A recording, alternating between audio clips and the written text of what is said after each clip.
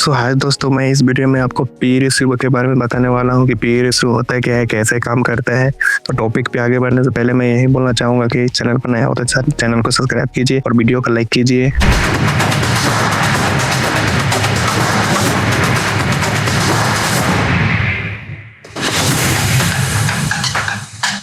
P ratio होता है क्या है?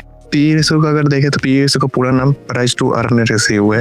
इसका मतलब होता है कि एक पैसे कमाने के लिए हम कितने पैसे लगा रहे हैं। मान लीजिए किसी कंपनी का पी रेशियो 30 है तो हम 1 रुपये कमाने के लिए 30 रुपये उस पर लगा रहे हैं। यही है पी रेशियो का मतलब। ऐसा कहा जाता है कि पी रेशियो जितना कम रहे उतना ही अच्छा रहता है, लेकिन क्या है सही है? इसका फॉर्मूला आता है स्टॉक प्राइस बाई ईपीएस यानी कि अर्निंग पर शेयर। मान लीजिए किसी कंपनी का स्टॉक प्राइस 100 का है और ईपीएस यानी कि अर्निंग पर शेयर 10 की है, तो पी रेशियो कितने की आएगी? तो 10 की आएगी। क्या ये सही है? एक्सपर्ट लोग होंगे वो बोलेंगे सही है, लेकिन सिर्फ पी रेशियो से हम किसी कंपनी को शेयर को एनालाइज नहीं किया जा सकता है। कंपनी कैसा परफॉर्मेंस कर रहा है ये सब देखने के लिए और भी पैरामीटर्स हैं, और जरूरी नहीं कि अगर कंपनी का पी रेशियो कम है तो कंपनी अच्छा ही होगा। तो एक्सपर्ट लोग होंगे वो सिर्फ यही बोलते हैं कि जो 30 का आसपास का पी रेशियो जाती है तो मार्केट क्रैश करती है, लेकिन ऐसे पिछले हिस्ट्री में हो चुका है, मगर ये जरूरी नहीं है। चलिए मैं आपको एक एग्जांपल से समझाता हूँ। मान लीजिए किसी कंपनी का शेयर प्राइस पहले 100 थी, फिर अगले साल 110 की हो गई, फिर अगले साल और 120 की हो गई। उसके साथ एक और कंपनी है जिसकी शेयर प्राइस भी 100 थी, फिर 130 हो गई, फिर 170 हो गई। हम कौन सा कंपनी खरीदेंगे? तो हम इसमें पी रेशियो देखते हैं। पी रेशियो एक वैल्यूएशन रेशियो है जो कंपनी की वैल्यू निकालने में मदद करती है। अगर दोनों को कंपेयर करेंगे तो पहले वाली भी ग्रोथ दे रही है, दोनों कंपनी ग्रोथ तो दोनों कंपनी दे रही है, लेकिन सेकंड वाली कंपनी ज्यादा ग्रोथ दे रही है, फर्स्ट वाली कंपनी कम ग्रोथ दे रही है। तो किस में इन्वेस्ट करें? इसके लिए हम इंडस्ट्री के पी रेशियो चेक करेंगे। इंडस्ट्री पी रेशियो से कंपेयर जब करेंगे, अगर मान लीजिए इंडस्ट्री पी रेशियो 18 की आती है तो जो 20 वाली पी रेशियो है वो तो बहुत एक्सपेंसिव हो जाएगी कंपेयर टू पहले वाली कंपनी के लिए। लोग क्या करेंगे? पहले वाली कंपनी को बाय कर लेंगे। लेकिन हमें सिर्फ पी रेशियो देखकर किसी कंपनी को खरीदने के बारे में नहीं सोचना है। ये सिर्फ एक टूल रहती है, और भी बहुत सारी चीज होती है जिससे हम कंपनी को कंपेयर करते हैं। उसकी मार्केट वैल्यू, जैसे मार्केट में उसकी क्या वैल्यू है, उसकी जो प्रोडक्ट है उसकी वैल्यू क्या है, कंपनी की लीडरशिप, और बहुत सारी रेशियो होती है जिसको एनालाइज करके उसकी फंडामेंटल भी देखा जाता है कि कौन सा कंपनी का कैसा फंडामेंटल है। रेशियो के एनालिसिस पे तो हम किसी कंपनी को नहीं बाय कर सकते। जब भी किसी कंपनी के शेयर को बाय करें,